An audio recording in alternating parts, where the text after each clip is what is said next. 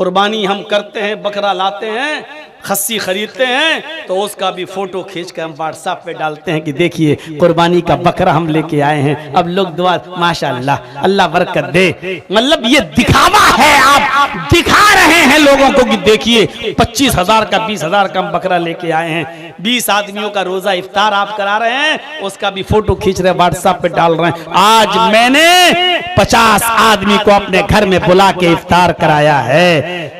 दुआओं में याद रखना, हकीकत में दुआओं में याद रखना नहीं होता, बल्कि अपने बारे में जताना होता है कि देखो मैंने इतना इतना लोगों को इफ्तार कराया है। मेरे प्यारे साथियों, तसव्वुर कीजिए हमारी कौन सी इबादत आज खालिस है, सिर्फ अल्लाह के लिए रह गई है, उसमें दिखावा नहीं।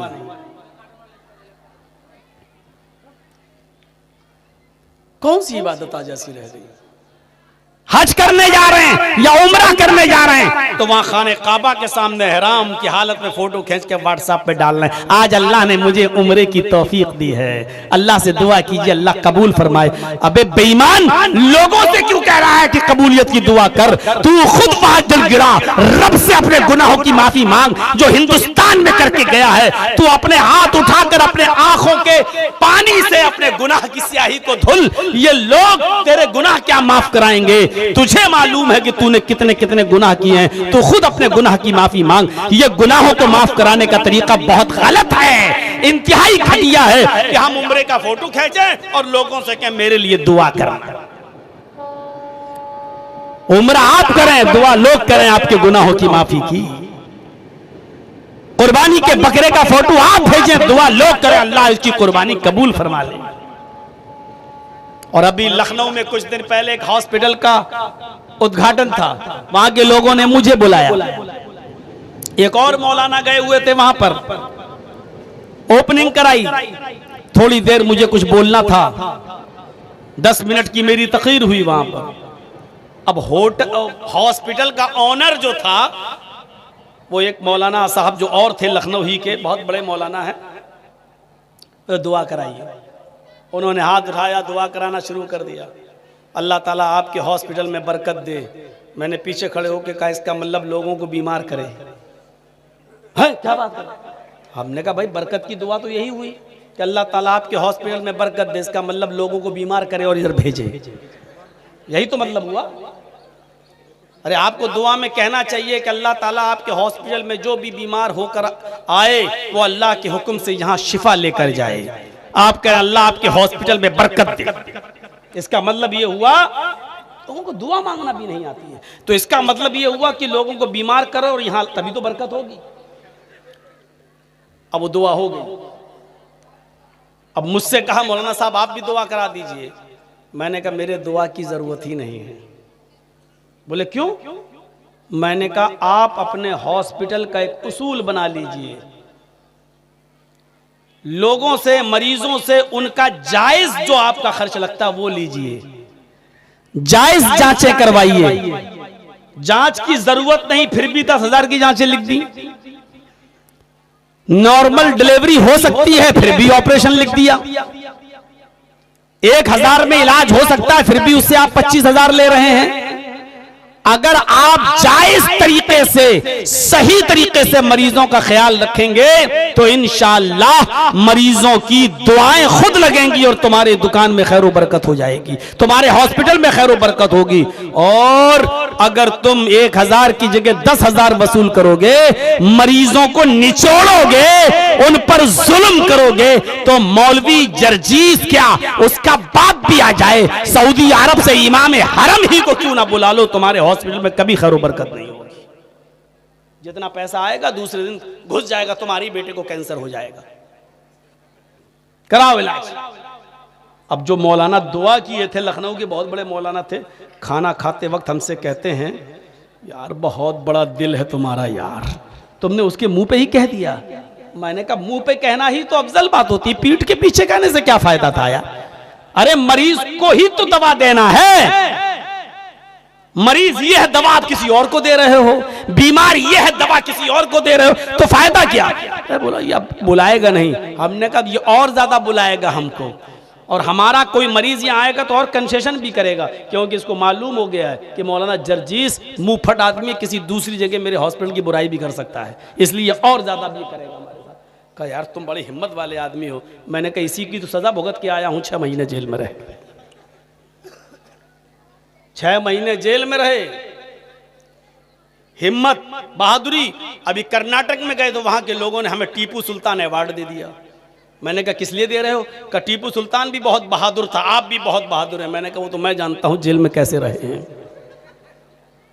कहे इसी का तो हम इनाम दे रहे हैं, इसी का तो अवार्ड दे रहे हैं, टीपू सुल्तान अवार्ड हमको दिया। वहां यूट्यूब पे पड़ा है, देख सकते हैं आप। तो मेरे भाइयों, हक बात किसी के मुंह पे कह देना यही सबसे अच्छी चीज होती है। मरीज का इलाज करना चाहिए। मरीज ये आप इलाज किसी और का करेंगे तो फायदा नहीं होगा।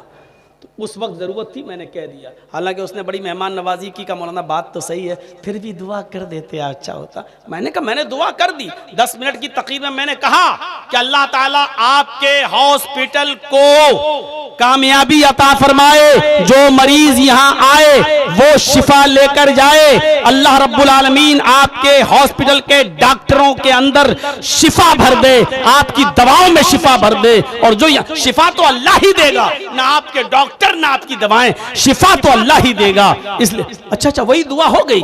वो समझ रहा था कि दुआ के लिए हाथ उठाना जरूरी है। कुछ जाहिलों ने दिमाग में ऐसा भर दिया है कि जब तक हाथ ना उठाओ वो समझते हैं दुआ ही नहीं हुई है। जैसे एक जगह कहीं हम गए मदरसे में, वहां के बच्चे बोले मौलाना साहब यहाँ खाना नहीं मिलता है हम लोगों को, 6 महीने हो गए खाना नहीं दिया मदरसे में। मैंने स्कूल के सब उस्ताद को बुलाया मीटिंग के। मैंने ये क्या है बच्चे कह रहे हैं? करें मौलाना हम तो तीनों टाइम उनको देते हैं, नाश्ता भी देते हैं, दोपहर में भी देते हैं, शाम को भी देते हैं। मैंने बच्चों से कहा कि तो कह रहे हैं देते हैं, तो कहा नहीं भात नहीं मिलता है, चावल नहीं मिलता, रोटी मिलती है तीनों टाइम। हमने कहा अच्छा ये लोग चावल को खाना समझ रहे हैं और रोटी को नाश्ता। तो वो बेचारे वो सही बोल रहे थे, वो कह रहे थे कि नहीं हमको खाना नहीं मिला।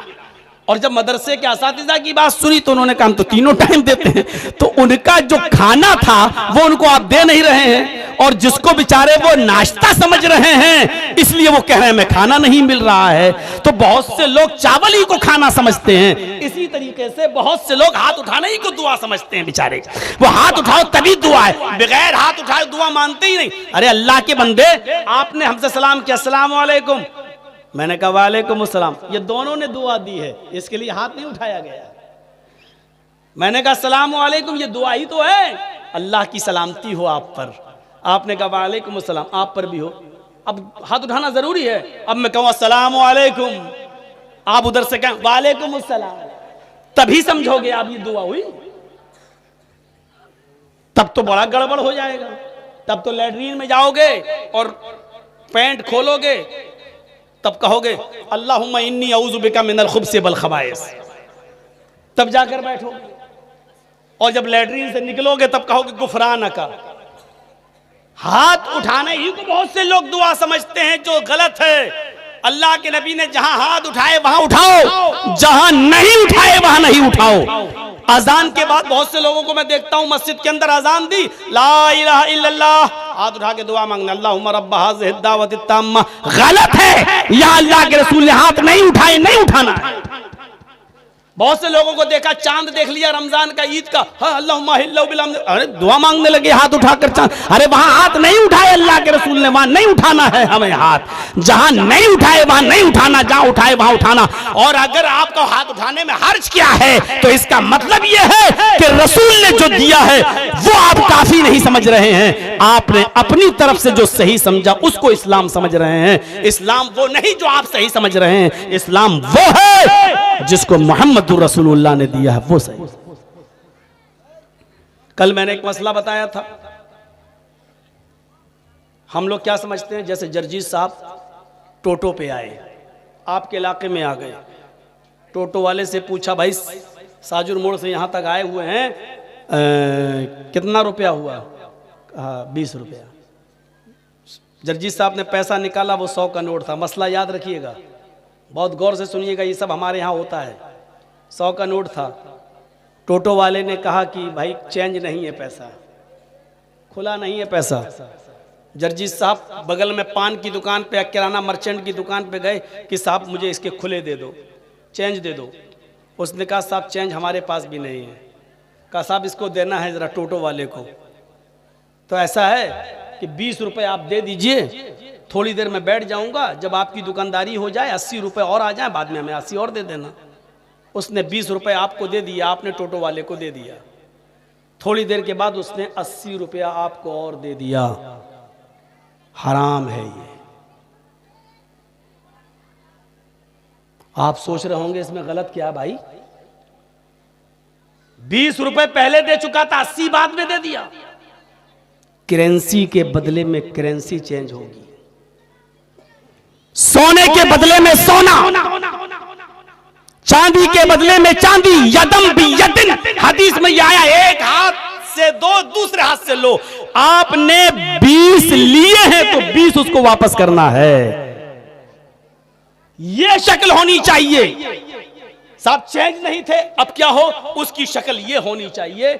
आप उस दुकानदार से 20 रुपए उधार लीजिए कि साहब 20 रुपए आप मुझे उधार दे दीजिए और ये 100 का नोट मेरा गिरवी रख लीजिए। गिरवी समझते हैं ना, रहन, गिरो, आप इसको गिरवी रख लीजिए मेरा। मैं आपका जब 20 रुपया वापस कर दूं तब आप मुझे 100 रुपए वापस कर देना।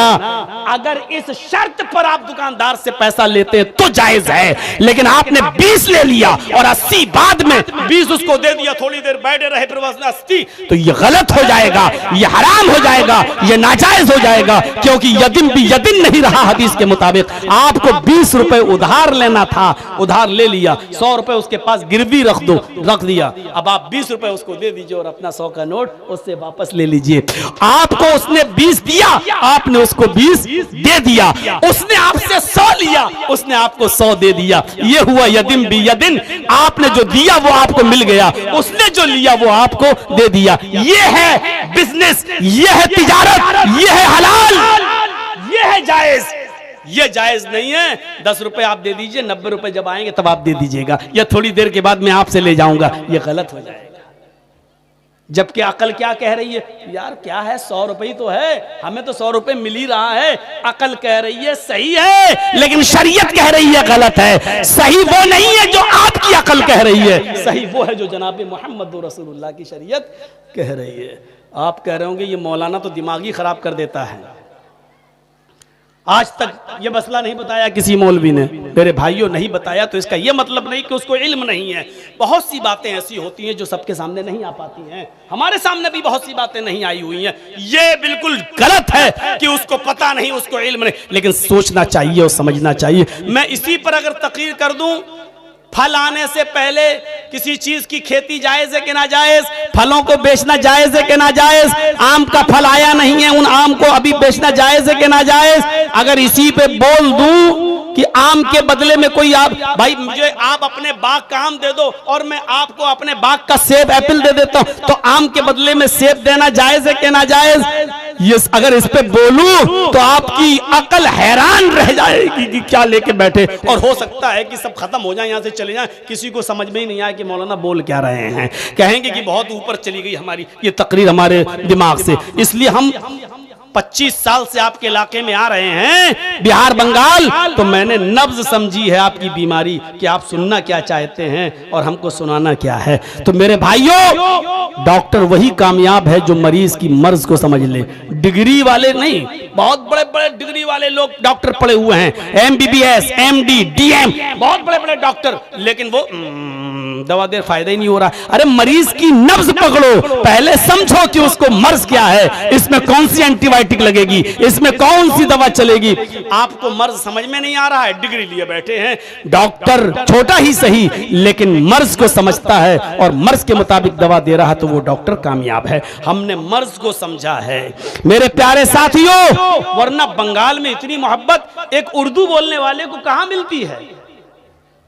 एक उर्दू बोलने वाले को 25 साल से बंगाल के लोग बर्दाश्त कर रहे हैं, सुन रहे हैं। अभी कल हम जहां बोल के आए बंगाल में खोपा काटी हरिश्चंद्रपुर के पास, बोलने से पहले ही अगले साल की डेट ले लिया। मौलाना साहब अगले साल की, मैंने कहा पहले आज सुन तो लो, पता नहीं हो सकता पसंद करो ना करो। नहीं, आप पसंद है हमको, अगले साल का डेट दे दीजिए। इस साल दिसंबर में थोड़ा सा लेट हो गया, अगले साल अक्टूबर में दे दीजिए। अगले साल का डेट ले लिए। मेरे भाइयों जरा गौर कीजिए, ये बंगाल वाले इसीलिए तो हमको पसंद कर रहे हैं क्योंकि हमने इनके मर्ज को समझा है, मर्ज को समझ लिया, वो डॉक्टर कामयाब है।